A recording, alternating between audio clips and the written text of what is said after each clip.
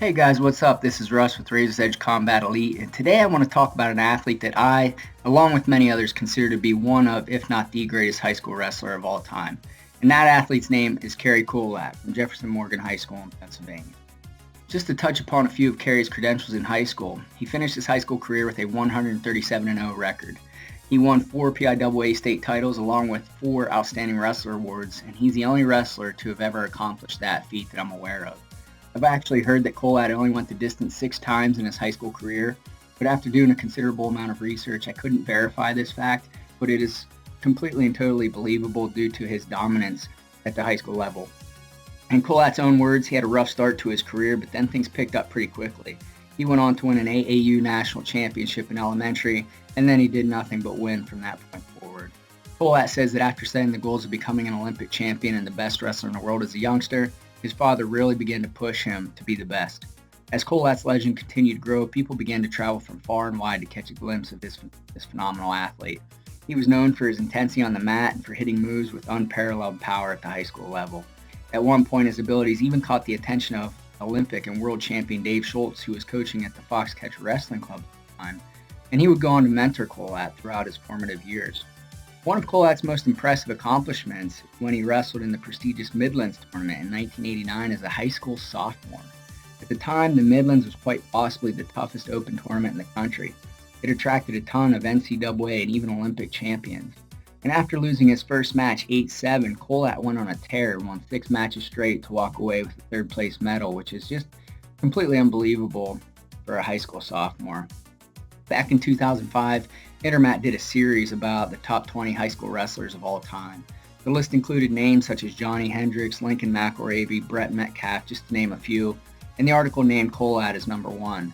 The article mentions his Midlands performances, and it even highlights a few of his wins, including a fall over then returning NCAA All-American Sean Charles and dropping a 1-0 decision to Olympic team member Ken Shurto at the Midlands in his junior year. Anyone who has college wrestling experience can fully attest to the fact that not only is going from the high school level to collegiate level a huge jump in every aspect, but the fact that a high school underclassman was able to dominate an NCAA All-American and go toe-to-toe with an Olympian is just mind-blowing.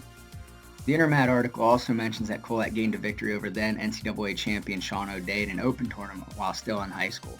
I'm going to go ahead and post a link in the description to that article because it's really interesting, and you can just read some of that information for yourself. But anyone who's familiar with wrestling of that era knows the name Cary Kolat, and if you look at his PIAA brackets, the majority of his wins ended by fall. One great moment of Cary's career that a lot of his fans remember is when he actually hit a backflip during his senior year in the PIAA finals. His opponent had secured a high single, and just out of nowhere, Kolat just pulled the backflip off and then came out and secured the takedown and eventually secured the victory. So, that was just one demonstration of his dominance, throughout his high school career. Cary would go on to wrestle at Penn State during his first 2 years of college, finishing 2nd and 3rd respectively, and then he'd go on to transfer to nearby Lock Haven and would go on to win 2 NCAA titles for the Bald Eagles. Believe it or not, winning 2 NCAA titles was somewhat of a disappointment, according to Kolat standards, and he had his eye on the World and Olympic Championships as far back as his grade school years. But surprisingly enough, the World and Olympic golds would continue to elude Kolat throughout his international career, and I've heard it said that he's the greatest American wrestler to never win World or Olympic gold. Kolat fell victim to some controversial calls throughout his international wrestling career, and many believe that the fact that he was robbed in some of those matches cost him Olympic and world titles. Regardless, Kolat would go on to coach at a number of prestigious programs and clubs, including Lock Haven, Lehigh, Wisconsin, West Virginia, North Carolina, and as well as his own wrestling club. He's currently the head coach at Campbell University in North Carolina, and it's just an amazing thing that he can go on and continue to share his wealth of knowledge with young student athletes and help them reach their fullest potential. If you enjoyed the video, please consider subscribing to the channel for more and also leaving a comment or a like, as it helps the page a lot. Until next time, this is Russ for Razor's Edge Combat Elite. Thanks for watching.